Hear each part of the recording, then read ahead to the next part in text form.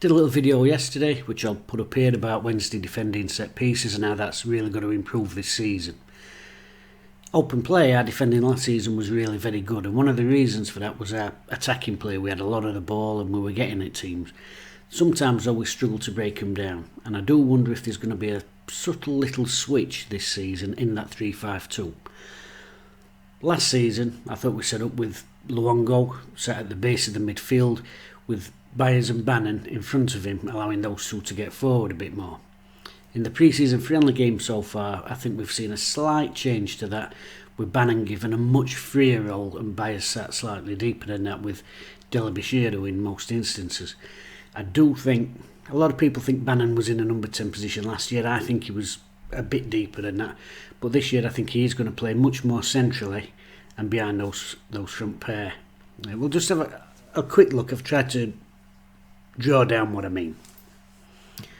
Draw down what I mean? What's that even? Now last season obviously we got Luongo sat in front of that back three, doing that defensive work, great tackler of the ball, shuttling about, winning the tackles and then giving that quick early pass to try and get the others going. That allowed Bannon and Byers especially the freedom to get up the park and join in with the attacks. Byers was able to get on into the box and make that run that we probably haven't really seen since Kieran Lee left the club. He chipped in with 6 goals with those late arrivals into the box. Equally Bannon, it's probably the most freedom he's had in a long time. He was able to get forward and attack and join in and get things going around the box, and he chipped in with 9 goals. But we have lost Luongo in the summer. Now that brought us a really nice balance. So like I said, you've got Luongo sat there deep at the base, and it just allowed that freedom. George Byers with his quick 1-2 touch passing to get things going, and like I said, arriving late into the box, and Bannon to play further forward with more freedom to get involved in the attacks, which coincided. Those two players got 15 goals out of being allowed that freedom to get forward. What I've noticed with the friendlies this season against Vallecano and Wigan especially, Bannon playing in a lot higher position.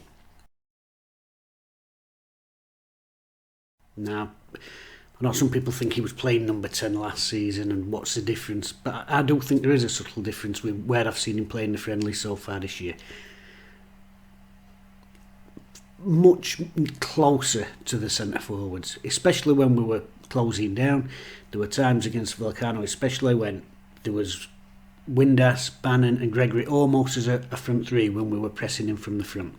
And I talked in the video about us defending set pieces and having to improve that, link up there, and how Dan and Mud has tried to address that by bringing in players who are proper defenders and who have got that stature and decent in the air, lots of experience. The other way that you can improve your defensive work from set pieces is quite simply not to give as many away. We did give a lot away around the edge of the box last season in those sort of late middle thirds, if you like, and one of the other ways you can negate that is to try and win the ball back much higher up the park, and I think that's something that Wednesday are going to do this season.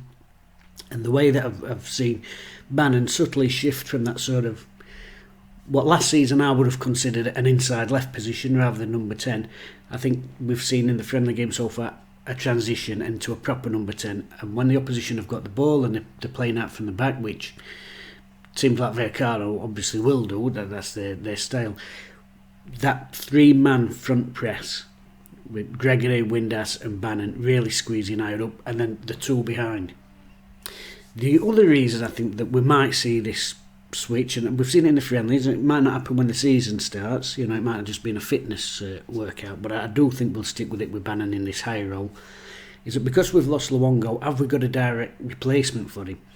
Navolks can play that defensive midfield role, he can get a foot in, he can get the passing going, but I don't think he's exactly the same as Luongo. Luongo very much sitting in there at that base with his eye on things, ready to read it and get shuttling out and win them tackles.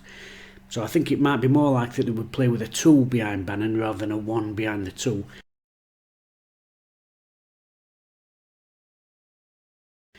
And as we've seen in the friendly games, Byers and Delabishiro in this case, that's given them the opportunity to play as a pair, which helps both out, especially if you've got an inexperienced lad in there as well. And they've really been able to get the passing going.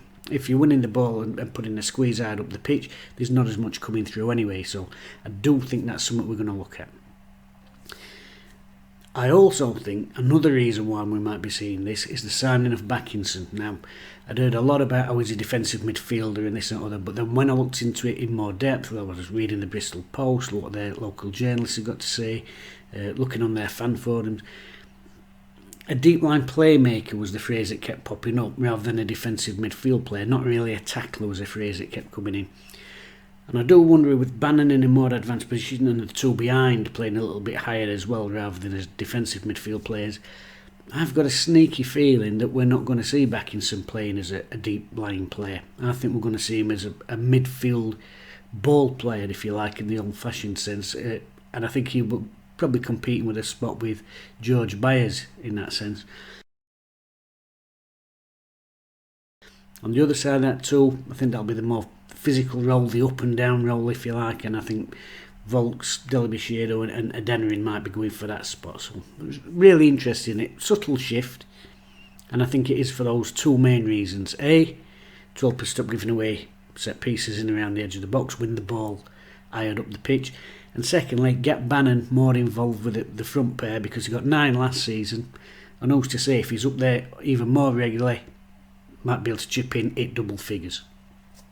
That's something very important, because Berahino's gone, looks like Sol might be going, Camberi's gone. Now you can say that those 3 might not be great goal scorers, but they were all up there and they did all chip in with goals at various times. At the moment we've got Windass, we've got Gregory and we've got Smith, who's had a little bit of a strain, so it is imperative that your midfield players are chipping in with those goals, and I think we'll see more of that this season. Just avoid the bloody injuries.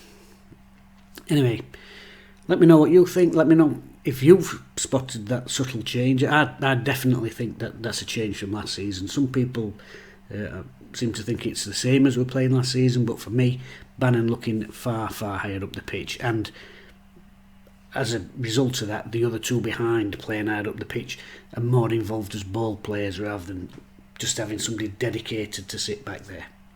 Where do you think Volks will play? Will he come in? There might be the odd game when we do play with a 1 sat behind, perhaps. If, God forbid, Bannon don't get injured, but if he does, maybe Volks could sit with a Delabishiero and a Byers in front of him. So there's different permutations in there.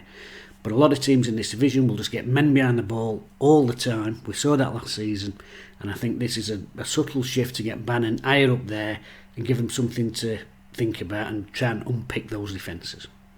Anyway, I'm going to go for a brew, because I had a drink, and I always do this when I'm going to be talking, which is stupid. I should have a drink. And I will be putting a match preview game out for Portsmouth before the weekend. Nearly there now. See you later.